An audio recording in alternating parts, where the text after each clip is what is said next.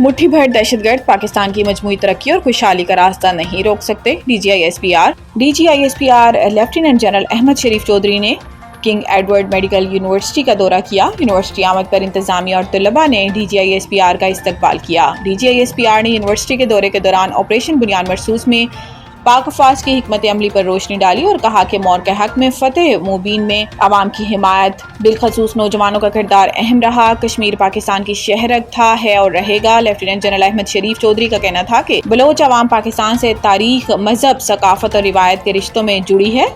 मुट्ठी भर दहशतगर्द बलोचिस्तान और पाकिस्तान की मजमूई तरक्की और खुशहाली का रास्ता नहीं रोक सकते। ISPR के मुताबिक ऑपरेशन बुनियाद मरसूस की तारीखी फतेह पर तलबा और तालबात ने अफवाज पाकिस्तान को खराज तहसीन पेश किया और तलबा और तालबात और फैकल्टी मेंबरान ने ऐसे मजीद इंटरेक्टिव सेशंस के इनेकाद की ख्वाहिश का इजहार किया।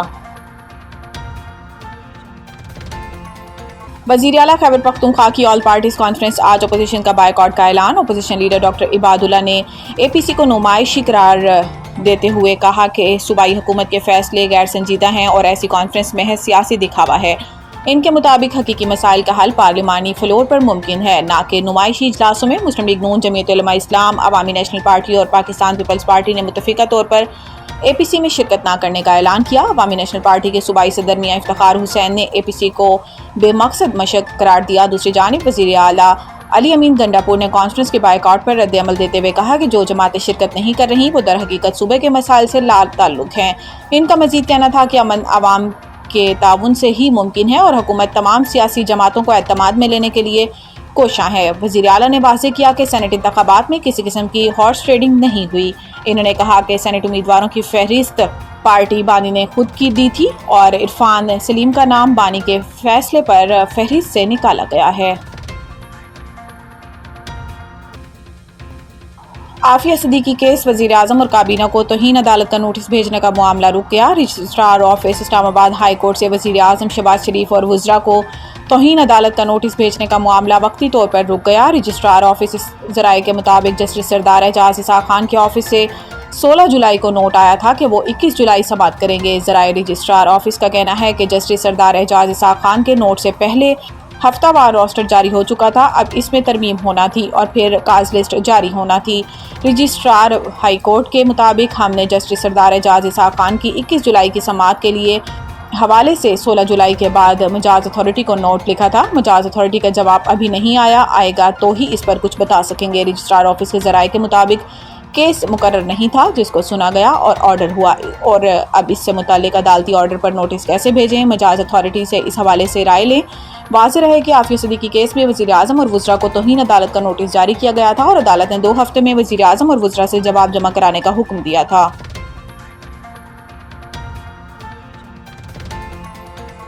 सस्ती बिजली की उम्मीदों को धचका, IMF ने वजारत तवानाई का अहम पैकेज मुस्तरद कर दिया। ज़राए के मुताबिक वजारत तवानाई के आला हुकाम मार्जिनल पैकेज पर IMF को कायल करने में नाकाम रहे, जिसके बायस अहम मंसूबा फ़िलहाल तातुल का शिकार हो गया। ताहम हुकाम का कहना है कि इस पर दोबारा बातचीत अगले इक़्तिसादी जायज़ा मुज़ाकरात में मुतवक्को है।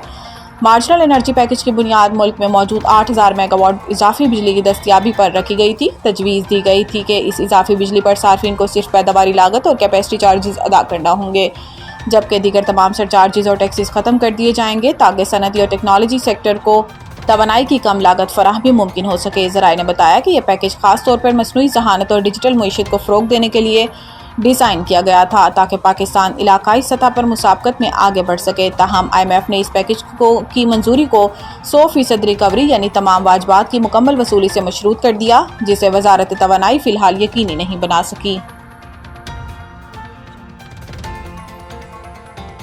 स्कर्दू में एक और क्लाउड बर्स्ट, सैलाबी रेले की जद में आकर 49 मकानात, 20 दुकानें और 2 मसाजिद मुकम्मल तौर पर मुनहदिम हो गईं। सब डिवीजन दगोनी में भी शदीद बारिशों के बायस एक मकान की छत गिरने का वाक़या पेश आया, जिसके नतीजे में एक लड़की मलबे तले दबकर जाँ बहक हो गई। मुतासरा इलाकों में इमदादी कार्रवाइयाँ जारी हैं, ताहम दुश्वार गुजार रास्तों और मुनक़ता राब्तों के बायस रेस्क्यू कामों में मुश्किलात दरपेश हैं। ये हादसा ऐसे वक्त में पेश आया जब 2 रोज़ कबल ज़िला दियामर में भी क्लाउड बर्स्ट के बाद सैलाब और लैंडस्लाइडिंग ने तबाही मचा दी थी। इस वाक़े में लोधरा से ताल्लुक़ रखने वाले डॉक्टर, इनके देवर और ससुर जाँ बहक हो गए थे, जबकि इनका बेटा ताहाल लापता था।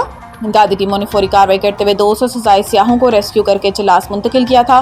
ब्यामर में 8 किलोमीटर तवील राब्ता सड़क भी तोदों की जद में आकर तबाह हो चुकी है। शदीद बारिशों और सैलाब के बायस मुल्क भर में हंगामी सूरत हाल है। मुतासरा इलाकों में फौरी इमदादी कार्रवाइयाँ और बहाली के इकदाम का मुतालबा जोर पकड़ रहा है।